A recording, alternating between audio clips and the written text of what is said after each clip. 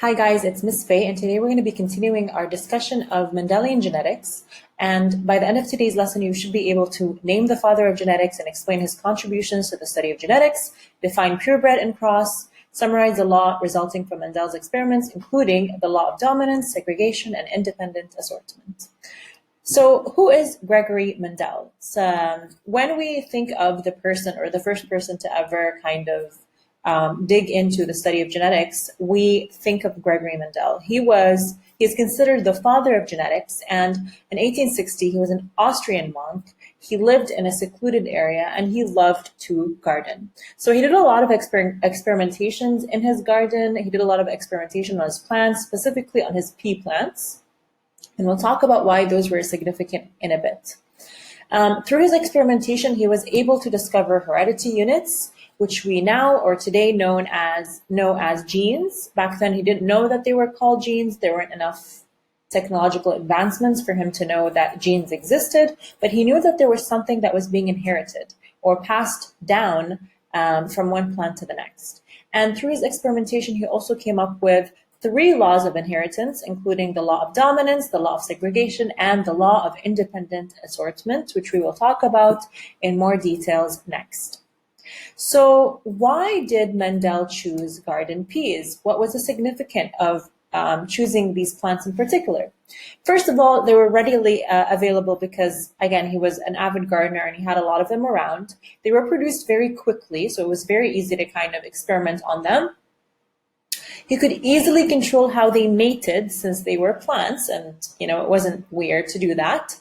And finally, they had 2 ways of reproducing: sexually through cross-pollination and asexually through self-pollination.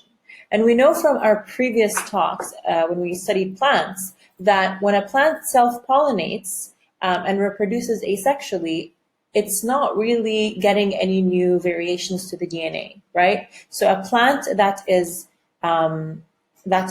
produced through self-pollination is going to be an identical copy of the plant that helped to bring it into life, if that makes any sense. So essentially, since the plant is self-fertilizing or self-pollinating, it's not really introducing any new DNA.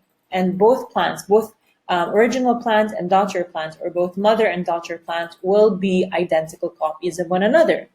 On the other hand, in cross-pollination, sperm or pollen from one plant, just like we can see in the picture, sperm or pollen from one plant is introduced into the stigma or the female part and fertilizes the egg of another plant. Okay, so even though they are the same species, of course, they do have different DNA.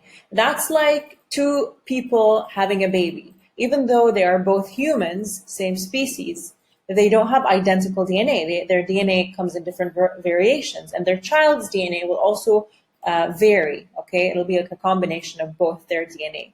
So same thing with plants. They're reproducing sexually, and therefore the sperm, which is present in the anther, is going to pollinate the stigma or the egg that is present in the pistil. And just like we learned about these parts when we talked about plants, here we're seeing how pollination occurs. Whenever you hear the word cross in our talks, we're talking about mating. Okay, so mating or reproduction. We can't really say mating because here we're talking about plants, so we usually use the word cross instead. Okay, so if a pea plant self-pollinates, it is considered purebred. And just like we saw in the previous slide, this is because no new DNA is introduced. It's essentially making copies of itself. It's an asexual form of reproduction. Purebred organisms are the offspring of 2 homozygous parents. All right, so what does that mean? Let's kind of rewind to what the word homozygous means. So homozygous can come in 2 varieties, right? It can either be homozygous dominant or homozygous recessive. And essentially what this means, if I was gonna, let me write this down so it's a bit more clear. So for example, let's assume that we're looking at the following genotypes. B. I'm using the letter B to represent this gene. And so both of these are homozygous parents. Why? As you can see, the first parent, its genotype is homozygous dominant, and the second parent, its genotype is homozygous recessive. Homozygous because both of the alleles in this genotype are identical. They're both dominant in this case, and they're both recessive in this case. So if two homozygous parents reproduce, cross, or mate, their offspring is going to be considered a purebred because both the parents were homozygous.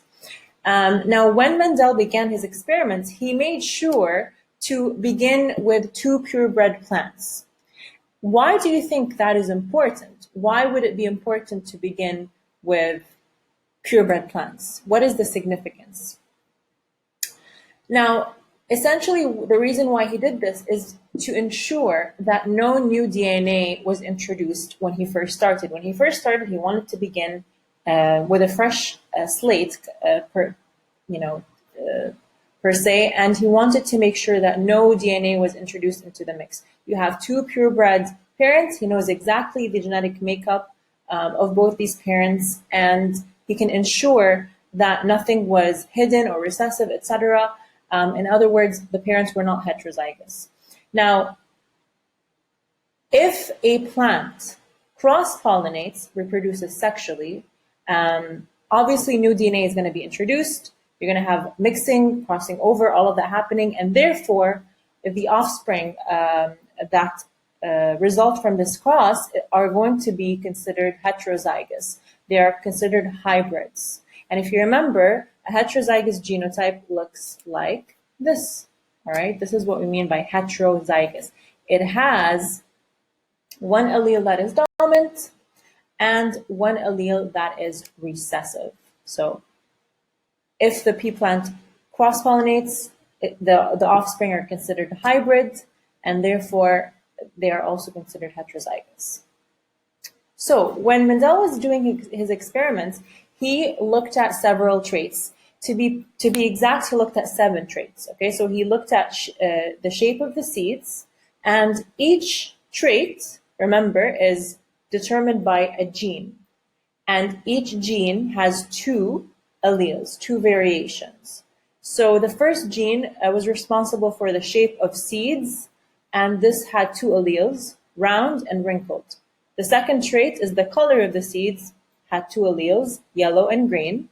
The color of the pods came in 2 varieties or alleles, green or yellow, and so on and so forth. These are all the traits that he kind of experimented on, and he could modify and alter.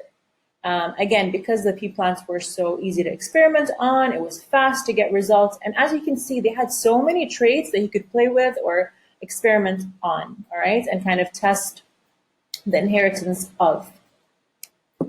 So the first thing that he noticed, and this led him to come up with the first law, which is the law of dominance. What he did is he did the following. He took a purebred yellow, so he looked at seed color, okay? So he took a purebred yellow-seeded pea plant, and he crossed it with a purebred green-seeded pea plant, as you can see in the first generation. Now, since this is the original parental generation, we refer to this as the P generation, and that's why we see that letter P right there, okay? So the first generation, the first line is known as the P generation.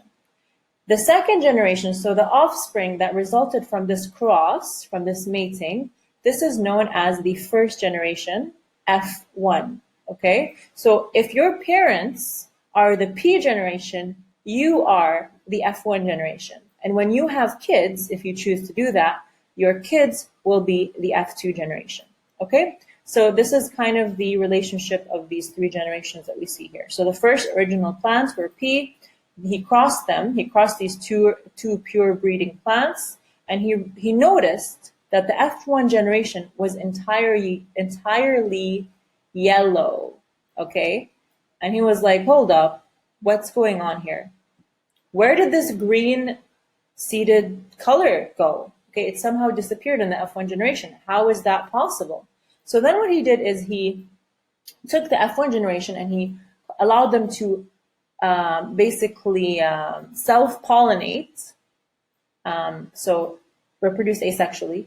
And what he noticed is that in the F2 generation, three of the, so there's a 3-to-1 ratio. So if there were 4 pea plants that resulted, 3 of those pea plants were yellow and 1 of them was green. In other words, that green color that did not show up in the F1 generation somehow ended up showing up in the F2 generation.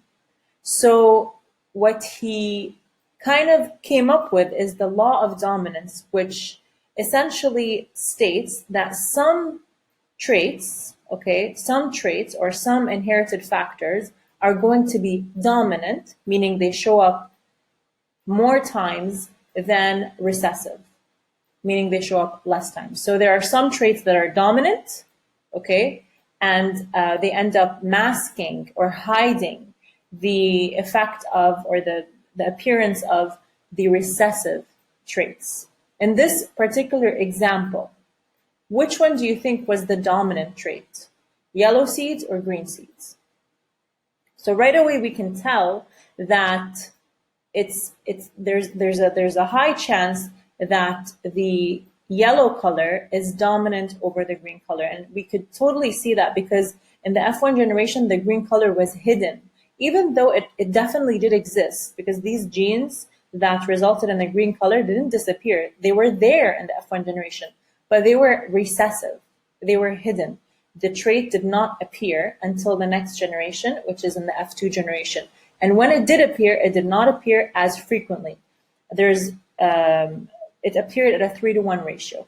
Now, this ratio that we see here is going to be a golden ratio. What do I mean by that? I mean, if we begin an experiment with 2 pure breeding organisms and we take the F1 generation, we allow them to self-pollinate, in the F2 generation, we will always see a 3-to-1 ratio of the dominant genotype or the dominant allele to the recessive allele. So for every 3 dominant traits, okay, or alleles, 1 recessive trait or allele will exist. All right? I hope that was clear. Again, if you have any questions about this particular law, please let me know. I can do a little Snapchat tutorial for you guys to show you more examples of how this looks like. Okay, so the second law that Mendel came up with was the law of segregation. And the law of segregation actually happens in meiosis 1. Remember how we said meiosis is basically results in the production of gametes, and it has 2 divisions, 2 rounds of divisions, unlike mitosis, which has 1 round of division. So in meiosis 1, specifically in anaphase 1, and you don't have to really focus on the specifics of this, but FYI, the law of segregation takes place. And what does the law of segregation tell us? It tells us that organisms inherit 2 copies of each gene, 1 from each parent, which we already know, and organisms donate only 1 copy of each gene in their gametes. 2 copies of each gene segregate or separate during gamete formation. So what this is saying is, if we take a look at this diagram right here, in meiosis 1, each parent, okay, so mom and dad, each parent, even though they have 2 copies of each allele, right? Each chromosome has 2 copies of the allele. They only donate 1 of those copies. So, for example, if mom was heterozygous, she might either donate the recessive allele or the dominant allele. This is kind of going to be a chance scenario. It's not something that's going to be guaranteed. Which one of the alleles ends up being donated is a completely random event. And this is why the law of probability is going to come into play when we're learning about genetics. Because when it comes to genetics and a lot of these events that happen, such as mitosis and meiosis, a lot of what happens is really random. Like, we cannot predict if the baby 100% will have green eyes, or if the baby 100% will have brown hair or curly hair, etc. All these traits, we can predict a chance, a percentage of how likely these traits will be passed on from mom or dad to the child, but we can't know 100% because, again, these events, such as the law of segregation, are random. Which one of these alleles gets donated by each parent is random, okay? Finally, the last law that Mendel came up with is the law of independent assortment. And again, we see this idea of random events going on. We see it into play again in the law of independent assortment. Now, the law of independent assortment takes place in meiosis 1, specifically in metaphase 1. And during metaphase 1, the alleles, essentially, they line up in the middle because that's what happens in metaphase, and then they separate, okay? So after they line up in the middle, again, super randomly, they eventually in anaphase will separate independently of each other. And basically, one allele will end up in a gamete that is produced randomly, by chance. So they assort, they move away, or they line up in metaphase, and then they eventually move away in anaphase. Completely random event. We can't really predict that. The presence of one trait does not affect the presence of another trait. What does that mean? On a specific chromosome, remember, there's hundreds of genes, and each gene is responsible for a specific trait, correct? So just because a person has brown eyes doesn't necessarily mean they will have straight hair. Those two traits will not always happen together. A person might have brown eyes but curly hair. A person might have brown eyes but wavy hair. Okay, so the alleles of brown eyes and curly hair, or brown eyes and straight hair, do not always have to be happen together, and the influence of one trait will not affect the influence of another trait. Again, this is all happening randomly. We cannot predict it 100%. But these laws exist, or Mendel came up with these laws to help us better understand, or try to predict what happens during an inheritance event, during these concepts that we're learning about in genetics, such as meiosis, and gamete formation, and fertilization, etc., etc., etc. Okay, I hope that was clear. And as usual, if you have any questions, please let me know. Have a great day.